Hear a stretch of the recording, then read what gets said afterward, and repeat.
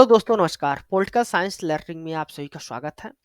दोस्तों, हम लोग कवर कर रहे हैं crack UGC net with PYQ video series और यह इस सीरीज की चौथी वीडियो है और आज का टॉपिक है सार्क।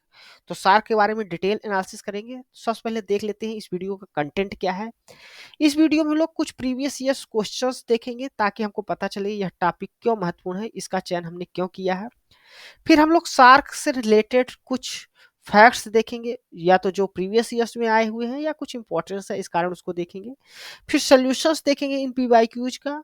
फिर उसके बाद हम लोग कुछ और फैक्ट्स देखेंगे, जैसे सेक्रेटरी जनरल्स के बारे में, उसके कौन कौन से सेक्रेटरी जनरल हमको याद करने चाहिए, कौन से नहीं याद करने चाहिए, इंडिया से रिलेटेड फर्स्ट फर्स्ट फीमेल्स कौन से, या लास्ट के अभी करंट में कौन है, इसको तो याद ही रखना चाहिए। फिर रीजनल जो सेंटर्स हैं उसको हम लोग देखेंगे इसके बारे में, क्योंकि ये सार्क की वेबसाइट में हाईलाइट किया गया है, इसलिए रीजनल सेंटर्स को देखना जरूरी है, या उसमें भविष्य में पूछे जा सकते हैं। प्रैक्टिस एमसीक्यूज करेंगे 3, और फिर एक क्वेश्चन आपके लिए होगा जिसका आंसर आपको कमेंट्स में देना होगा। तो ये इस वीडियो का कंटेंट है। सबसे पहले कुछ जो पीवाईक्यूज हैं उसको देख लेते हैं। 4 सितंबर 2024 को शिफ्ट सेकंड में पूछा गया था क्वेश्चंस।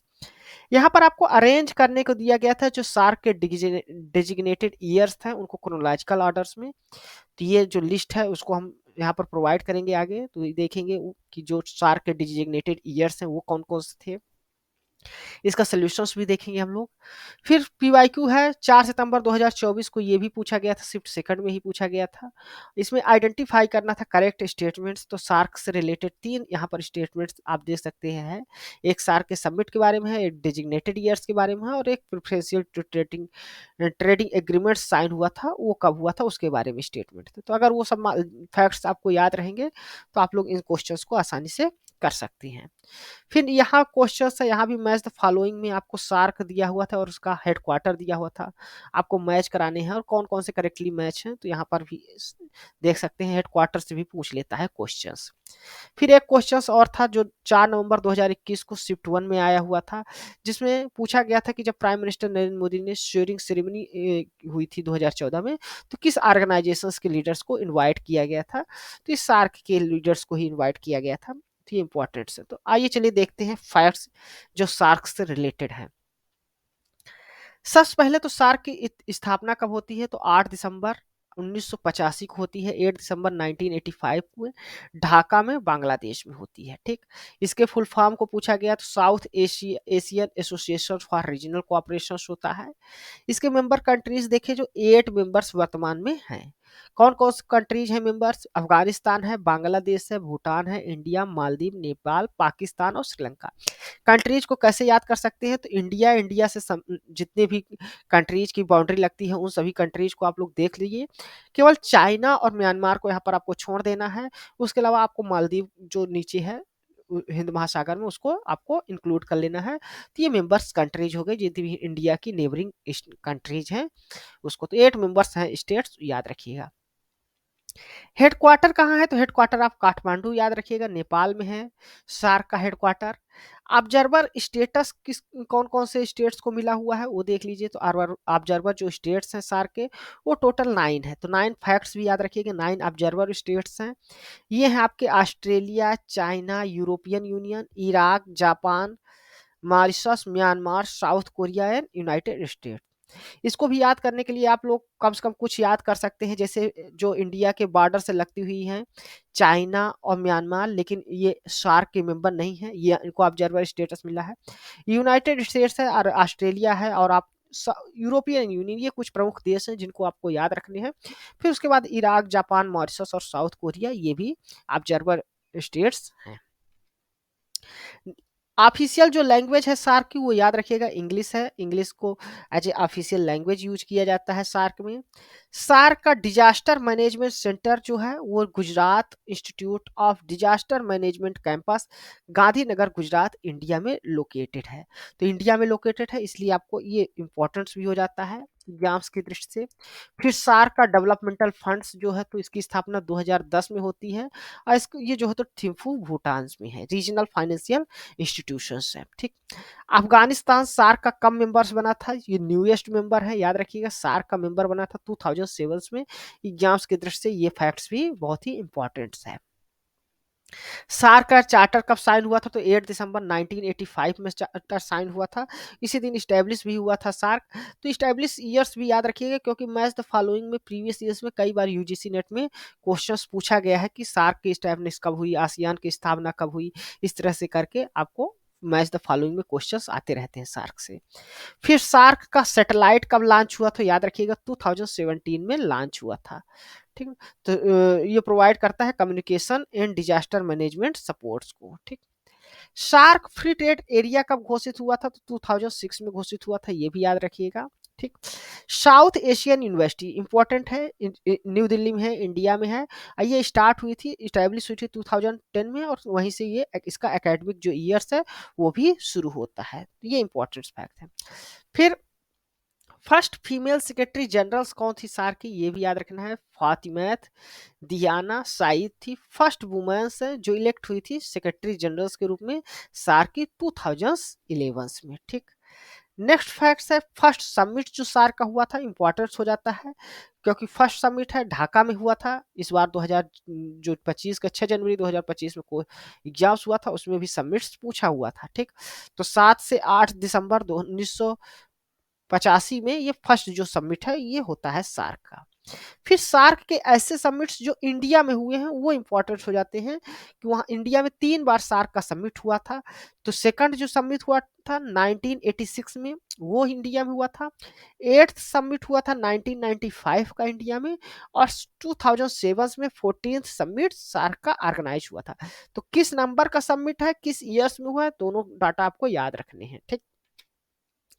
फिर जो करंट समिट है 18th समिट 2014 में नेपाल में होता है, और 19th समिट 2016 में प्रपोज था पाकिस्तान में, लेकिन इसको सभी कंट्रीज बाइकाट्स कर देती हैं, क्योंकि यूरी अटैक जो इंडिया में हो जाता है पाकिस्तान के जो इन्वॉल्वमेंट माना जाता है उसमें, तो इस वजह से ये 19th समिट जो है तो इसको सभी कंट्रीज बाइकाट कर देती हैं, और उसके बाद अभी कोई भी समिट्स नहीं हुआ है।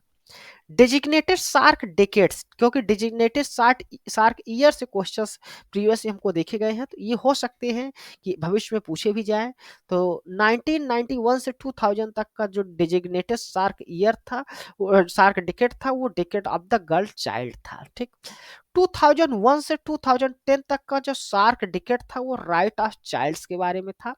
इनको आप लोग नोट्स बना लीजिएगा। 2006 से 2015 तक जो SAARC decades of poverty alleviation है वो हुआ था, इस पर भी क्वेश्चंस पूछा गया है प्रीवियस ईयर में। और 2010 से 2020 तक SAARC decades of intra regional connectivity जो है ये हुआ था 2010 से 2020 तक। तो याद रखिएगा ये सभी सार्क के डेजिग्नेटेड डिकेट्स थे। अब हम लोग सार्क के डेजिग्नेटेड सार्क ईयर्स के बारे में देख लेते हैं। तो 1989 में SAARC year of combat drug abuse and drug trafficking हुआ था, ये 2024 में क्वेश्चंस पूछा गया था। ये भी इसी साल 2024 में क्वेश्चन पूछा गया था। SAARC year of girls child जो हुआ था 1990 में हुआ था। फिर सार्क ईयर ऑफ शेल्टर हुआ था। फिर 1992 में सार्क ईयर ऑफ इन्वायरमेंट था, 1992 में सार्क ईयर ऑफ इन्वायरमेंट है। 1993 में SAARC year of disabled persons है। 1994 में SAARC year of the youth है। तो जितने भी हाईलाइटेड हैं यहाँ पर वो सभी ईयर्स जो है तो सार्क के डेजिग्नेटेड ईयर्स एग्जाम्स में पूछे गए हैं। फिर 1995 में SAARC year of poverty eradication हुआ था। ठीक। फिर 1996 में सार्क ईयर ऑफ लिटरेसी था। 1997 में SAARC year of participatory governance था। 1999 में सार्क ईयर ऑफ बायोडाइवर्सिटी था। फिर 2002 से और 2003 में SAARC year of contributions of youth to environment था। ठीक, याद रखिएगा यूथ टू इन्वायरमेंट कंट्रीब्यूशंस के लिए सार्क ईयर 2002 और 2003 डिक्लेयर किया गया था, डिजिग्नेटेड ईयर था।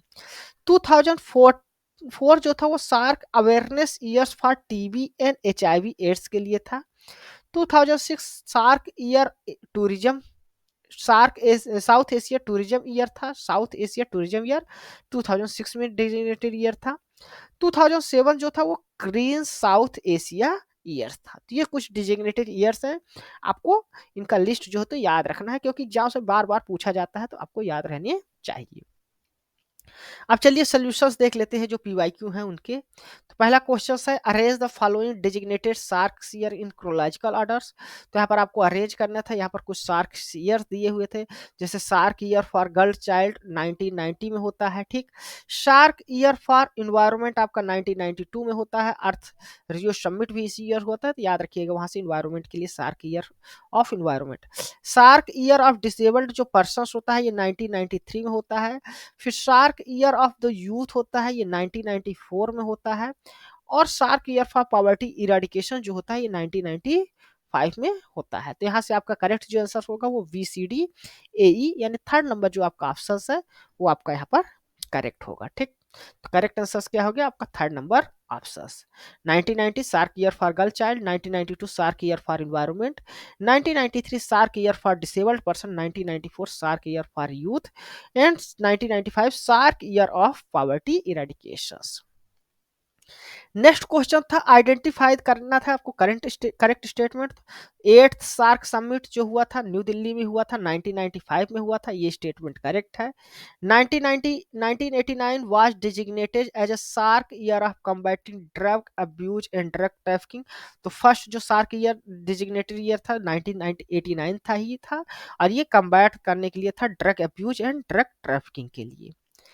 नेक्स्ट स्टेटमेंट, ये भी स्टेटमेंट, ए स्टेटमेंट भी करेक्ट है, बी स्टेटमेंट भी करेक्ट है। नेक्स्ट स्टेटमेंट था there was an assassination attempt on US president Barack Obama while he was in office. तो जब वो ऑफिस में थे तब उनके ऊपर असैसिनेशन अटेम्प्ट किया गया था उनको मर्डर करने के लिए यूएस प्रेसिडेंट बराक ओबामा के लिए। तो ये बात जो तो बिल्कुल गलत है, ये नहीं हुआ था कभी भी। Bilawal Bhutto Zardari become the prime minister of Pakistan in March 2024। तो बिलावल भुट्टो पाकिस्तान के प्राइम मिनिस्टर कभी नहीं बनी है, ठीक। The arrange agreement on the SAARC preferential trading arrangement was signed on 11th April 1993। तो सार्क जो प्रेफरेंशियल ट्रेड एग्रीमेंट था, ट्रेडिंग अरेंजमेंट, ये 1993 में 11 अप्रैल को साइन हुआ था। ये स्टेटमेंट, ये फैक्ट्स जो है तो करेक्ट थे, ये स्टेटमेंट भी आपका करेक्ट हो गया। तो ABE यहाँ पर स्टेटमेंट आपके करेक्ट थे, यानी चौथा नंबर जो आपका ऑप्शन है वो यहाँ पर करेक्ट होगा। ABE जो है तो करेक्ट थे, बाकी C और D जो है तो स्टेटमेंट इनकरेक्ट थे। नेक्स्ट क्वेश्चन है which of the following is correctly match. तो यहाँ पर कुछ फैक्ट्स दिए हैं, आपको मैच कराना है। शार्क का हेडक्वार्टर काठमांडू से है, सही है। Act east policy Narasimha Rao के गवर्नमेंट्स के सरकार में आती है, ये बात गलत है। Look east policy Narasimha Rao के गवर्नमेंट्स में आती है, जबकि एक्ट ईस्ट पॉलिसी जो है तो वो नरेंद्र मोदी सरकार के गवर्नमेंट्स में से बिलोंग करती है, तो मोदी यहाँ पर होगा, ठीक। Neighbourhood first policy Narendra Modi government से बिलोंग करता है, ये सही है। तो ए सही है, सी सही है आपका। एशियन इंफ्रास्ट्रक्चर बैंक जो है तो कुलालमपुरम में नहीं है बल्कि बीजिंग्स में है, तो ये भी आपका स्टेटमेंट गलत हो गया। तो यहाँ पर ए और सी सही है, बी और डी आपका इनकरेक्ट है। तो करेक्ट आंसर जो हो तो आपका सेकंड नंबर जो आपका ऑप्शन है यहाँ पर वो आपका करेक्ट होगा। तो साउथ सार्क जो है तो south Asian association for regional cooperation, इसका जो सेक्रेटरीट है काठमांडू नेपाल में है। Neighbourhood first policy Narendra Modi governments में लॉन्च की जाती है। Act east policy Narendra Modi governments में लॉन्च की जाती है। और एशियन इंफ्रास्ट्रक्चर इन्वेस्टमेंट बैंक का हेडक्वार्टर बीजिंग्स में है। Leaders of which organization are invited during the Prime Minister Narendra Modi sharing ceremony 2014। तो सार्क के लीडर्स को बुलाया गया था नरेंद्र मोदी के जो शेयरिंग सेरेमनी हुई थी 2014 में, उसमें। अब हम लोग सार्क के सेक्रेटरी जनरल्स जो हैं उनको देख लेते हैं, क्योंकि अभी तक इस तरह क्वेश्चंस आया नहीं है, हो सकता है भविष्य में इस तरह के क्वेश्चंस आ जाएं। तो कौन से सेक्रेटरी जनरल्स किस कंट्री से बिलोंग करते हैं, उनका टर्म ऑफ ऑफिस क्या रहा है, वो सभी आपको याद करने की पूरी तरह से जरूरत नहीं है। क्या क्या जरूरी है, पहला फर्स्ट याद करने की जरूरत है। फर्स्ट कौन थे सेक्रेटरी जनरल, तो अबुल हसन थे, ये बांग्लादेश से बिलोंग करते थे। तो फर्स्ट कंट्री याद रखिएगा, फर्स्ट जो सेक्रेटरी जनरल थे वो अबुल अहसन थे, बांग्लादेश से बिलोंग करते थे। 1987 से लेकर 1989 के लिए थे, 2 साल के टर्म के लिए थे, ठीक। फिर जो इंडिया से बिलोंग करते हैं उनके बारे में आपको याद रखना है। तो सेकंड जो सेक्रेटरी जनरल बने थे वो कांत किशोर भार्गवा बने थे, इंडिया से बिलोंग करते हैं। इनका टर्म ऑफ ऑफिस 1989 से लेके 1991 तक रहता है। फिर इसमें से आपको कोई भी याद करने की जरूरत नहीं है। फिर जो नेक्स्ट इंपॉर्टेंट है वो सील कांत शर्मा है जो इंडिया से बिलोंग करते थे, 2008 से लेके 2011 तक हैं। फिर फर्स्ट जो महिला वुमेन्स सेक्रेटरी जनरल्स बनी थी सार्क की, वो हैं फातिमत दहियान याना और सईद। ये जो है तो मालदीव से बिलोंग करती है, तो याद रखिएगा मालदीव से थी। फातिमा फातिमत दिहाना सईद थी। ये इनका कार्यकाल क्या रहा है ये भी याद रखिएगा, 2011 से लेकर 2012 तक रहा है। ये जो तो इनका सेक्रेटरी जनरल। तो ये कुछ अगर आप लोग इनका इंडिया से कौन बिलोंग करता है या फर्स्ट कौन था उनका यस याद रखेंगे, तो बाकी जो है तो जिस तरह से यूजीसी नेट एग्जाम्स में क्वेश्चंस को सेट किया जाता है, तो आप लोग अन्य ऑप्शंस को एलिमिनेट भी आसानी से कर सकते हैं।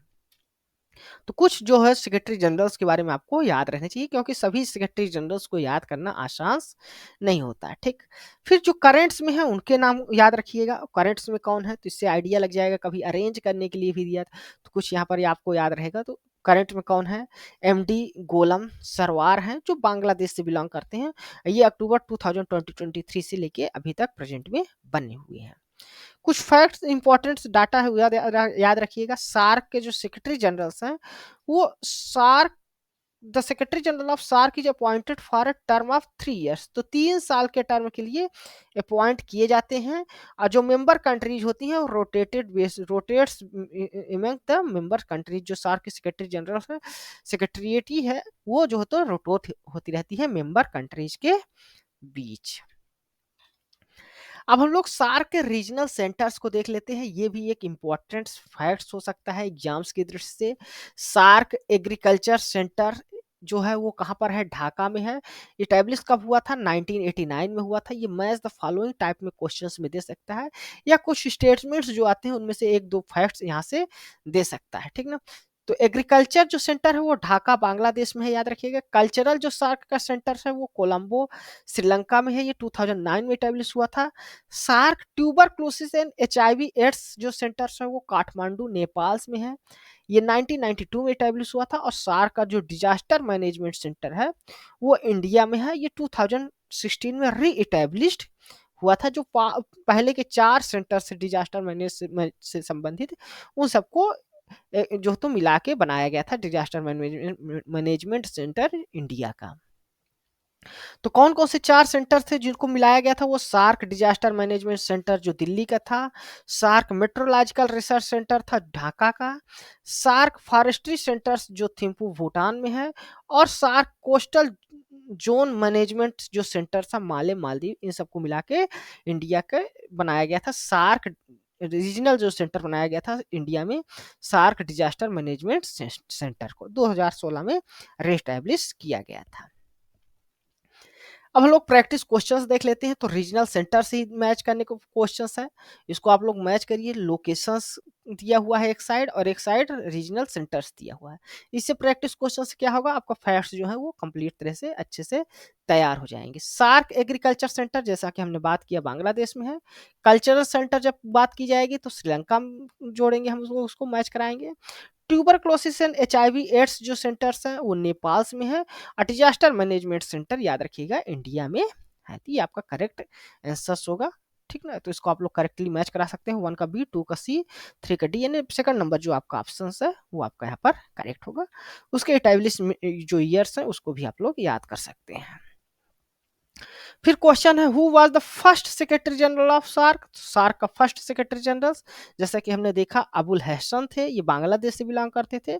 1987 से लेकर 1989 तक इनका कार्यकाल रहता है, ठीक। फिर फर्स्ट वुमेन सेक्रेटरी जनरल कौन थी सार्क की, इसको भी हमने देखा, फतिमत दिहाना सईद थी, जो बांग्लादेश से बिलोंग कर मालदीव से बिलोंग करती थी। और ये फर्स्ट वुमेन थी जो सेक्रेटरी जनरल के रूप में सार्क की काम की है। ये 2011 से लेकर 2012 तक थी, और उसके बाद ये रिजाइन कर देती हैं खुद से ही, ठीक। नेक्स्ट क्वेश्चंस है, क्वेश्चंस आपके लिए जिसका आंसर आपको कमेंट्स के माध्यम से बताना है। तो आपको बताना है कि सार्क का 8th मेंबर कौन बना था जो 2007 में सार्क को ज्वाइन किया था। इसका आंसर आपको कमेंट्स के माध्यम से बताना है। तो धन्यवाद दोस्तों यह वीडियो देखने के लिए। यह वीडियो आपको कैसा लगा है अपने कमेंट्स के माध्यम से जरूर बताइएगा। साथ ही साथ आप हमारे इस वीडियो को लाइक करें, हमारे इस चैनल को सब्सक्राइब करें, ताकि जो इस तरह की वीडियोज हैं वो आपको मिलती रहे। थैंक यू, धन्यवाद।